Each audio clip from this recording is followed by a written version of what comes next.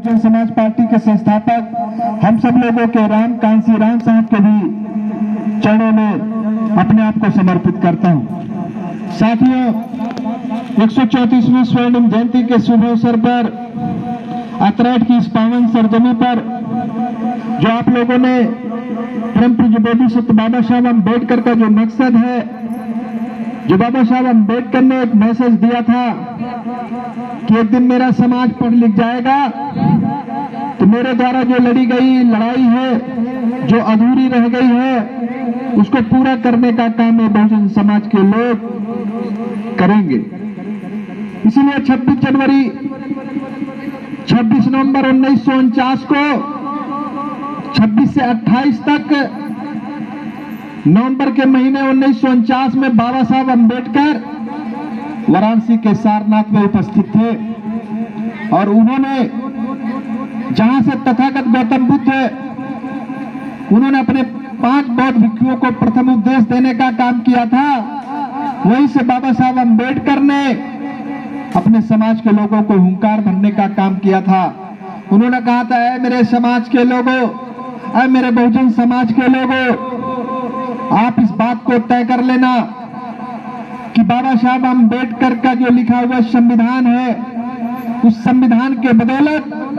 अगर आपके समाज में आपके बाल बच्चों को, आपके घर की बेटियों को SP, DM, collector, doctor, engineer, master, teacher बनने का अगर अधिकार प्राप्त हुआ है, तो अगर ये संविधान के बदौलत अगर मिला है, मेरे बदौलत अगर मिला है, तो ऐसी स्थिति में आप संविधान को नमन करने का काम करना, संविधान को सजदा करने का काम करना। अगर यह सब हक अधिकार अगर वो संविधान के बजाय 33 करोड़ देवी देवताओं ने दिया होगा या रामचरितमानस, भगवत गीता, कुरान, बाइबिल ने अगर दिया होगा, तो ऐसी स्थिति में उसको सजदा और नमन करने का काम करना।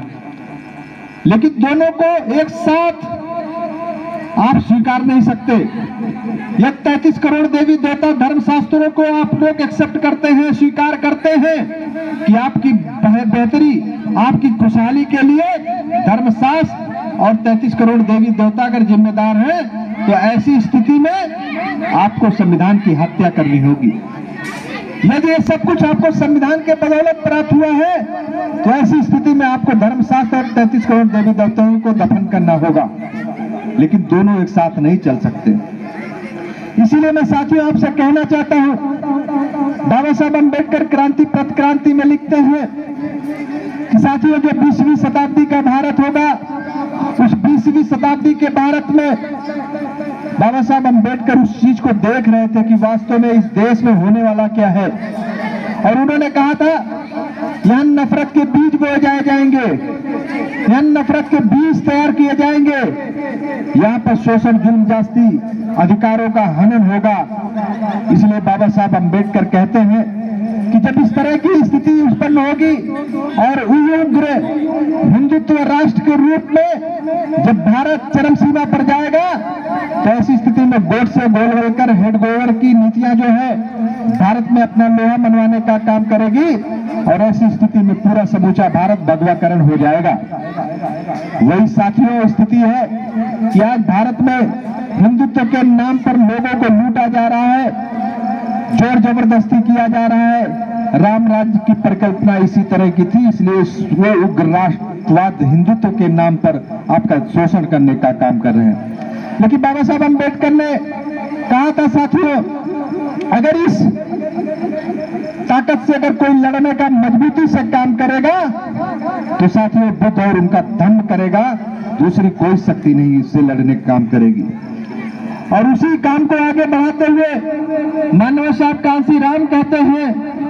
कि साथियों, जिस तरह से बाबा साहब ने कहा था कि हिंदुत्व से लड़ने का काम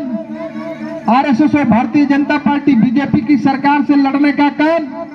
जिस तरह से बुद्ध और बुद्धिज्म करने का काम कर रहा है हिंदुत्व के खिलाफ, उसी तरह से मानव साहब कांसी राम ने कहा था कि अगर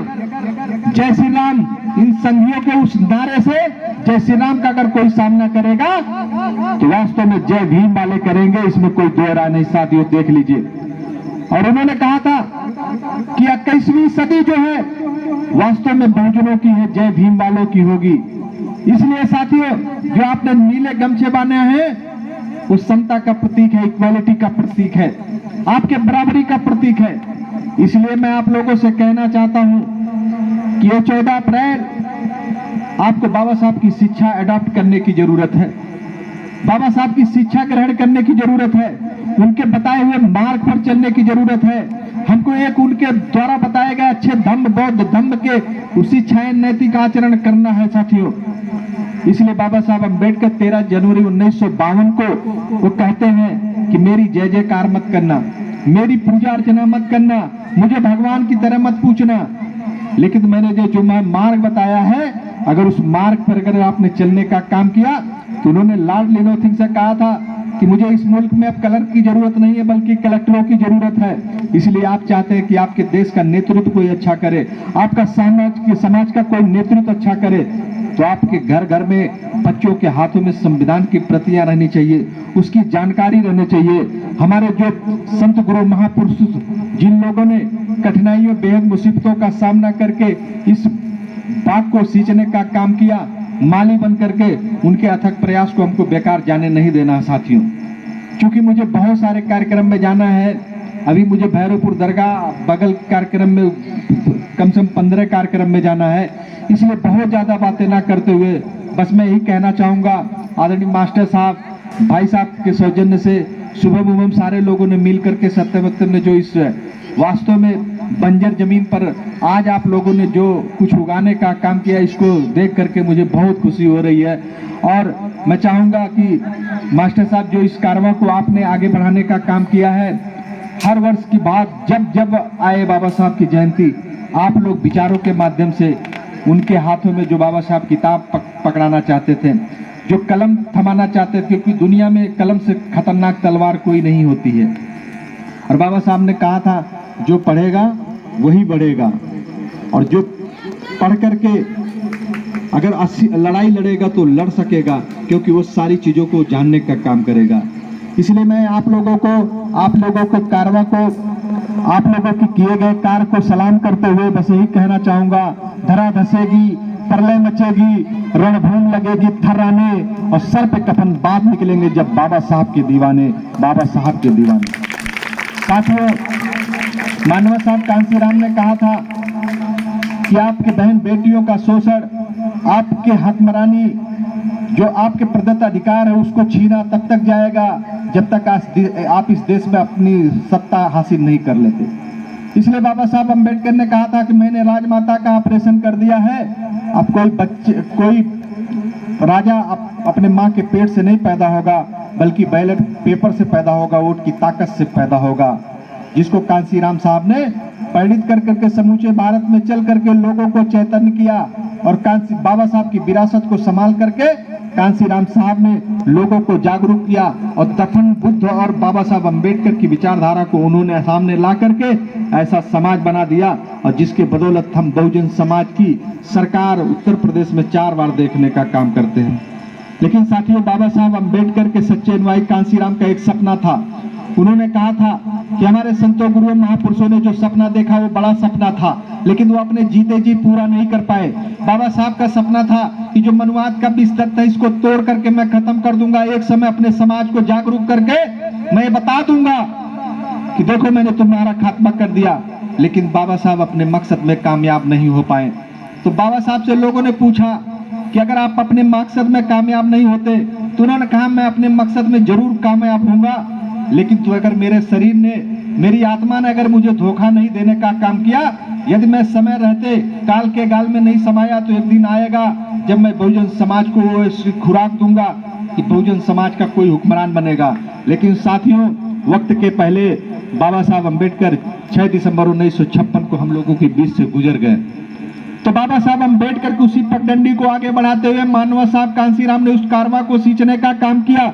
उसको जब बढ़ाने के लिए मानव साहब ने बेहद मुसीबतों का सामना किया। 36,000 किलोमीटर की साइकिल यात्राएं करके जब बहुजन समाज को जगाने का काम किया, तो ही मानवर कांसीराम साहब ने लोगों से एक आह्वान किया था। क्या मेरे साथियों, अगर इस दुनिया में जो डॉक्टर अंबेडकर का दिया गया संविधान है, अगर इस संविधान के आधार पर अगर आपने चलने का काम किया तो दिन दूर नहीं, जब सत्ता रूपी मंदिर पर आप कब्जा कर लेंगे, संसद भवन पर आपका कब्जा होगा, आपका बिगड़ी बन जाएगी। तो मानव साहब कांसीराम का देश में सपना बनने का इरादा था। बाबा साहब ने असामाजिक आंदोलन को पूर्ण रूप से उसको कामयाब बनाने में सफल नहीं हुए। तो मानव साहब कांसीराम से पत्रकारों ने पूछा, क्या कांसीराम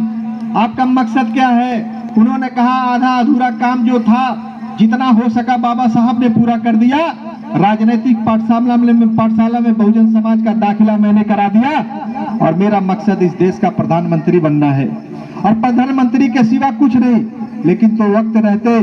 मानव साहब कांसीराम उस सपने को साकार नहीं कर पाए और मानव साहब कांसीराम दुनिया से चले गए। तो साथियों जान लेना, हमारे महापुरुषों ने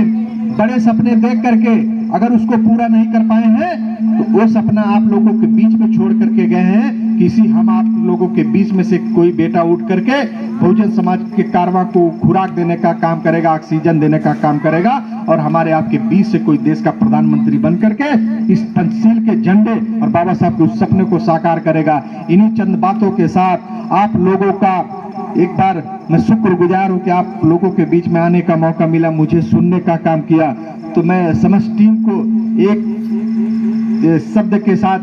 कि सुनी आंखों में मधुर चित्रपटल बनते हैं, सुनी आंखों में मधुर चित्रपटल बनते हैं और रात के सपने सवेरों के कमल बनते हैं। मेरे बचपन के घरोदों पे हंसने वाले ये घरोदे ही आगे चल करके महल बनते हैं, ये घरोदे ही आगे चल करके महल बनते हैं। इसी तरह की कामना आशा करते हुए आप लोगों के बीच से रजा लेता हूं और बस यही कहना चाहूंगा कि आप लोग निरंतर काम करते रहिए बहुजन मिशन के लिए, बहुजन मूवमेंट के लिए, अपने समाज के बच्चों के लिए, अपने गांव की खुशहाली के लिए, अपने देश के लिए।